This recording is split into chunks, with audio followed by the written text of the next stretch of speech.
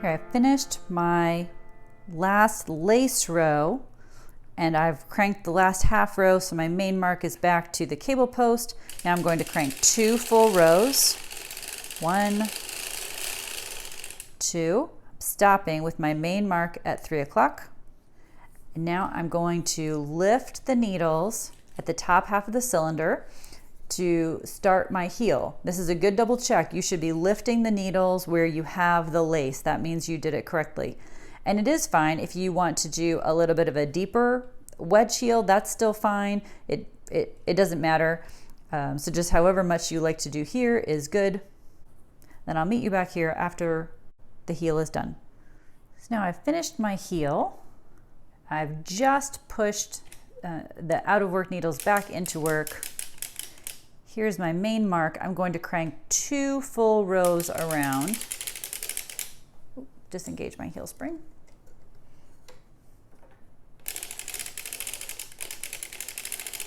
So here's 1, 2, and I am ready to start my lace work again. So you'll need to calculate based on your gauge and how long you want your foot to be, how many foot rows you'll need to do, how many repeats of the lace work, I should say, you want to do for the foot.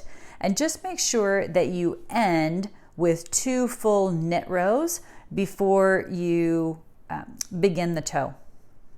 That's really all there is to lace work. I hope this foundation gives you an idea of how you can adapt the simple sock pattern or other patterns to your needs. And you can really design your own patterns. Just start with graph paper and work around whatever target needles you plan to use. If you want to adapt if you're a hand knitter, for example, and want to adapt a hand knitting pattern, then when you put the 2 stitches on 1 needle, that is similar, depending on which way you're moving it, to either a knit 2 together or a slip slip knit. And then the yarn, the needle that does not have the yarn for the moment, that will become a yarn over as you crank around. And just remember that you're always working from the knit side, from the right side of the work when you're knitting on your circular sock machine. In the pattern for our lace socks, we've also provided you with 2 other lace patterns you might want to try. This is a simple zigzag pattern, and this is the one that we've called Eyelet V.